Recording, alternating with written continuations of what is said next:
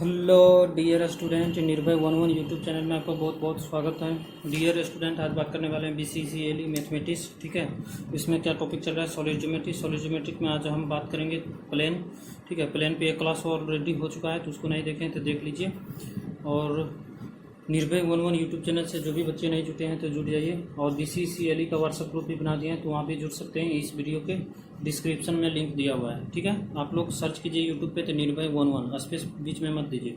ठीक है, यहाँ से देखिए, यहाँ तक हम लोग देख लिए थे। ठीक है, यहाँ तक चर्चा हो गया था, यहाँ तक कर लिए थे चर्चा। अब हम बात करेंगे equation of plane passing through the 3 non collinear point.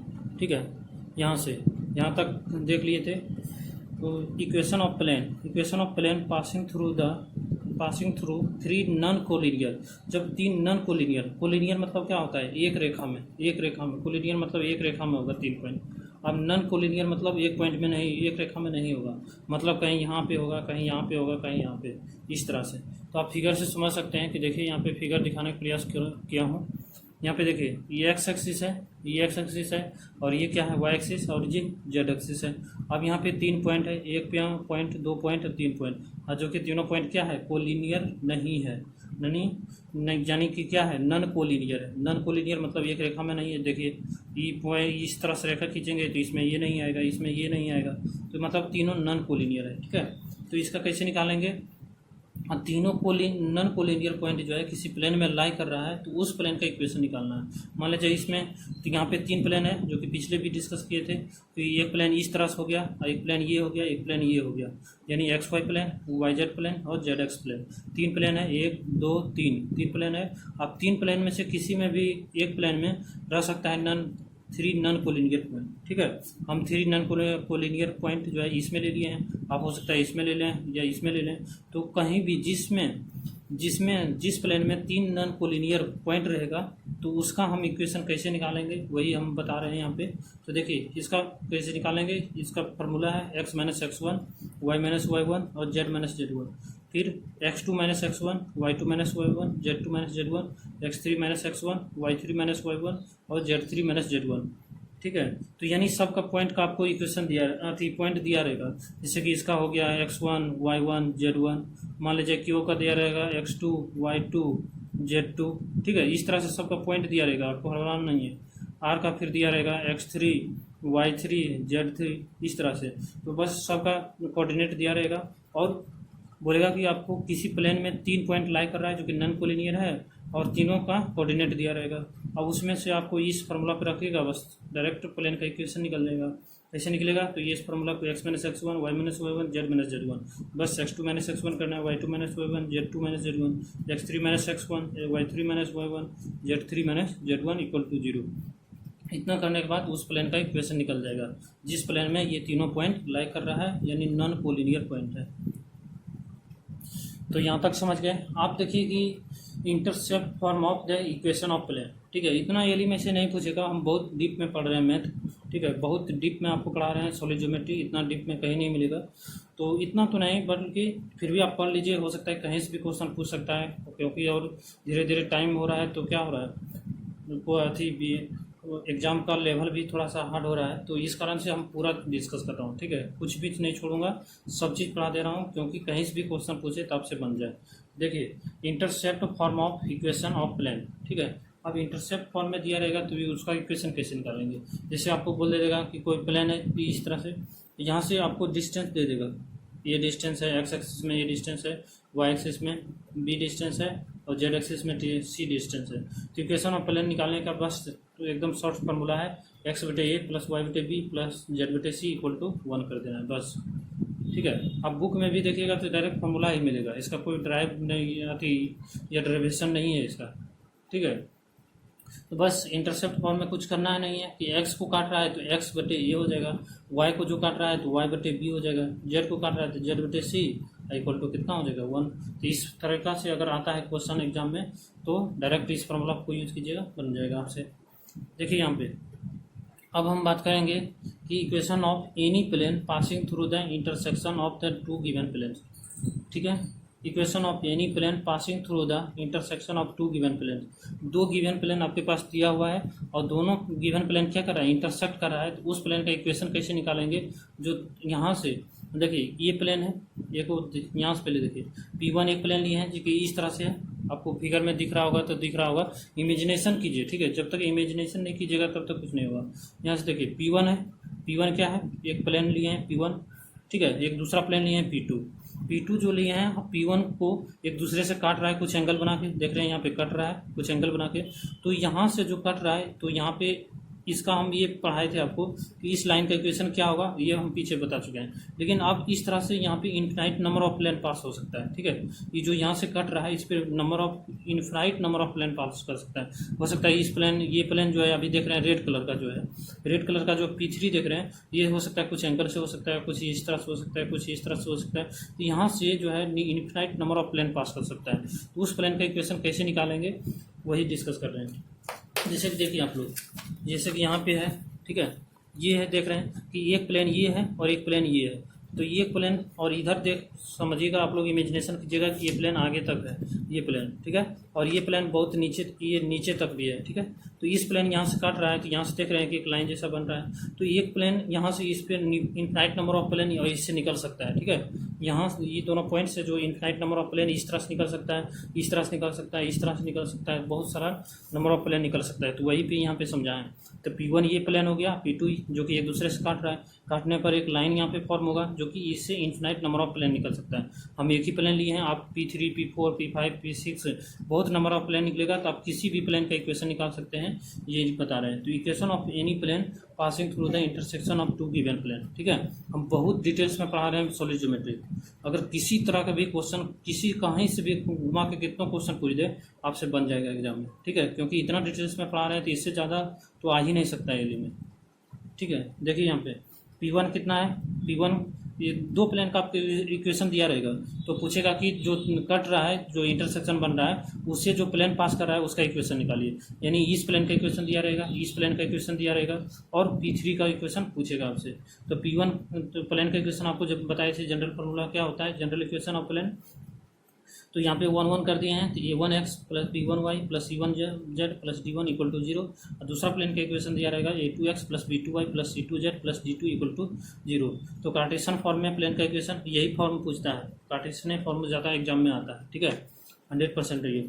यहाँ पे देखिए इस प्लेन को हम डायरेक्ट P1 जो प्लेन है, P1 प्लेन को हम डायरेक्ट लिख देंगे, ठीक है। अब प्लस करके लेमडा लिखेंगे, ठीक है, ये लेमडा है, लेमडा करके फिर सेकेंड प्लेन का इक्वेशन लिख देंगे, इक्वल टू 0 कर देंगे। इसको सॉल्व कर लीजिएगा तो प्लेन का जो तीसरा प्लेन है उसका इक्वेशन निकल जाएगा, ठीक है। तो यहाँ तक समझ गए कि फार्मूला क्या करना है। इस फार्मूला को याद रखिएगा, बहुत बहुत इंपॉर्टेंट है। इस तरह से क्वेश्चन आता है एग्जाम में, ठीक है, डेली एग्जाम में बहुत क्वेश्चन पूछता है। बस कुछ नहीं करना है, इस इक्वेशन को रखे यहाँ पे और प्लस लेमडा इंटू इतना कर दिए, इतना रख दिए और उसको इक्वल टू 0 कर दिए। अब इसको इधर उधर सॉल्व कीजिएगा, उसके बाद आ जाएगा।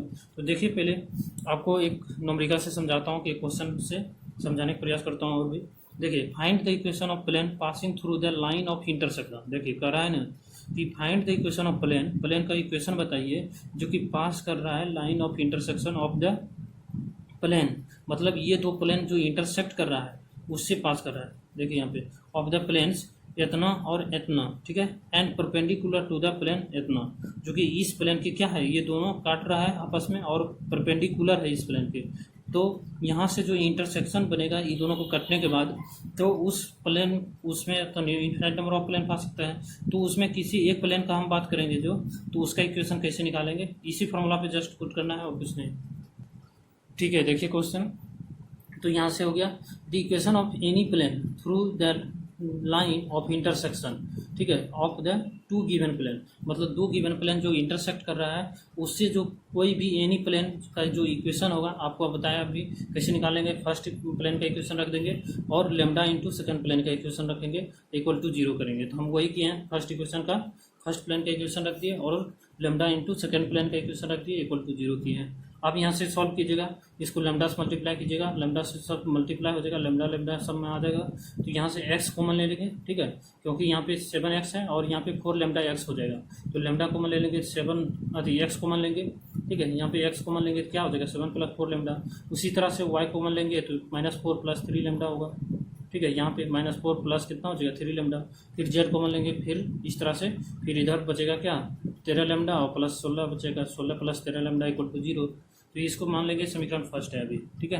अब यहाँ पे देखिए प्लेन फर्स्ट कह रहा है कि will be the perpendicular to the plane इतना, जो कि आपके क्वेश्चन में दिया हुआ है कि इस प्लेन का जो प्लेन का वन जो है, ये बोल रहा है कि जो फॉर्म हुआ, और क्वेश्चन में क्या कह रहा था कि दो प्लेन इंटरसेक्ट करा, यानी ये दोनों प्लेन इंटरसेक्ट किया। इंटरसेक्ट करने के बाद जो प्लेन फॉर्म हुआ, प्लेन फॉर्म ये होगा फॉर्म। तो ये प्लेन जो फॉर्म हुआ वो कह रहा है कि इस प्लेन का, क्वेश्चन दिया हुआ है अभी, क्वेश्चन आपको दिखा है, तो इस प्लेन का जो क्या है परपेंडिकुलर है, यानी जो मेरा नया प्लेन आ रहा है वो प्लेन जो है, मेरा नया प्लेन जो है इस प्लेन का परपेंडिकुलर है। परपेंडिकुलर है तो इसका मतलब क्या होगा, इसका मतलब क्या होगा, यानी XYZ क्या होगा, इसके लिए इसके परपेंडिकुलर है, इसका मतलब XYZ दोनों का एक ही होगा, ठीक है। तो यहाँ से XYZ रख दीजिए, यानी x का कोफिशिएंट और y का कोफिशिएंट और z का कोफिशिएंट। तो यहाँ पे देखिए 7 + 4 लेमडा, x का कोफिशिएंट 1 प्लस -4 + 3 लेमडा, y का कोफिशिएंट कितना होगा -1, तो -1 रख दिए, प्लस 7 - 2k, 7 - 2k, ठीक है। 7 माइनस कितना 7 माइनस यहाँ पे भी के कर दीजिए, यहाँ पे के ले लिए हैं, ठीक है।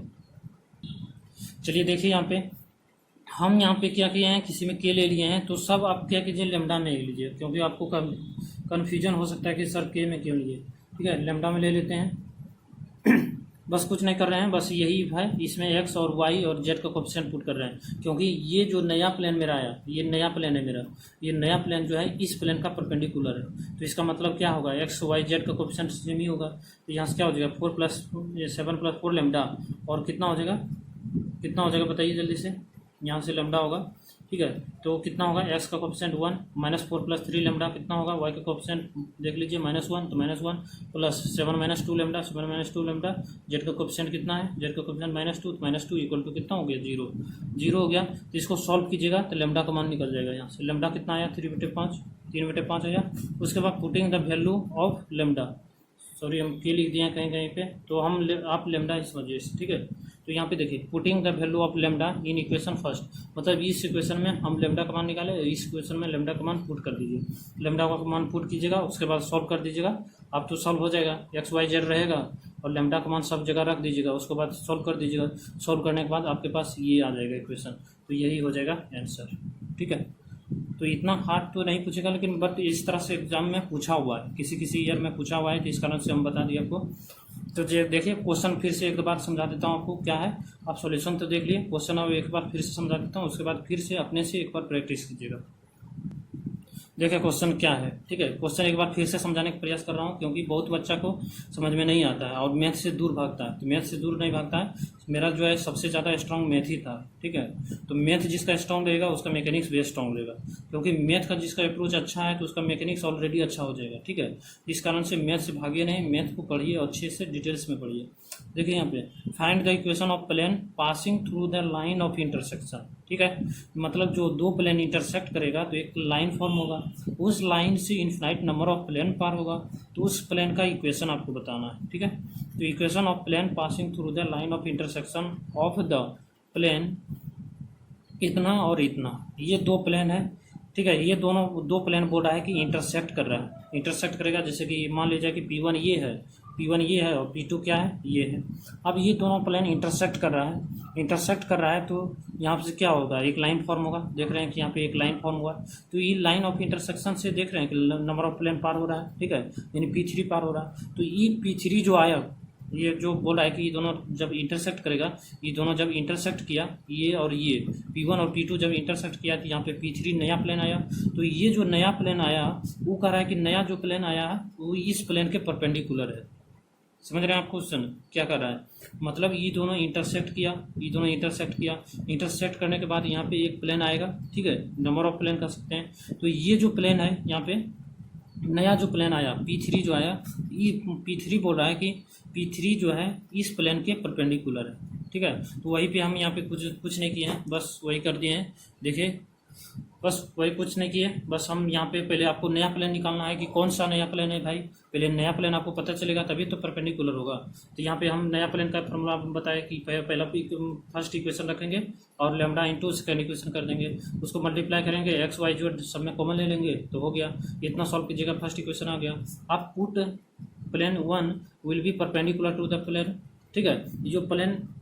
ये जो प्लेन आया, नई का जो प्लेन आया यानी P3 समझिए, ये जो P3 फिगर में जो वहाँ देख रहे थे पीछे, ये P3 जो आया इस प्लेन के परपेंडिकुलर है, यानी ये दोनों प्लेन आपस में परपेंडिकुलर है। परपेंडिकुलर है इसका मतलब क्या है, एक्स वाई जेड दोनों का सबका कोफिशिएंट सेम होगा, यानी एक्स का कोफिशिएंट इसका सेम ले लिए, वाई का और जेड का, यानी एक्स वाई जेड यहाँ पे इसका वैल्यू हो जाएगा। तो यहाँ पे एक्स और वाई जेड उसका मान रख दिए और कुछ नहीं। तो यहाँ से कितना हो जाएगा 7 + 4 लेमडा, एक्स का कोफिशिएंट 1 तो यहाँ पे 1 रख दिए, फिर इस तरह से कर दिए, लेमडा का मान निकल गया। लेमडा का मान यहाँ से निकल जाएगा तो बस लेमडा जो निकला, लेमडा इस प्लेन में, क्योंकि यही तो मेरा प्लेन आएगा ना, यही तो आंसर हो जाएगा, बट यहाँ पे लेमडा के टर्म में है, ठीक है। तो लेमडा को हम एलिमिनेट कर दिए और ये दिया हुआ था परपेंडिकुलर, बस लेमडा का मान इसमें रख देंगे, इसमें रखने के बाद सॉल्व करेंगे, बस इतना आंसर आ जाएगा। क्लियर है यहाँ तक? तो वीडियो कैसा लगता है? अगर अच्छा लगता है तो जरूर एक बार लाइक और सब्सक्राइब शेयर कर दीजिएगा। Thank you, bye bye.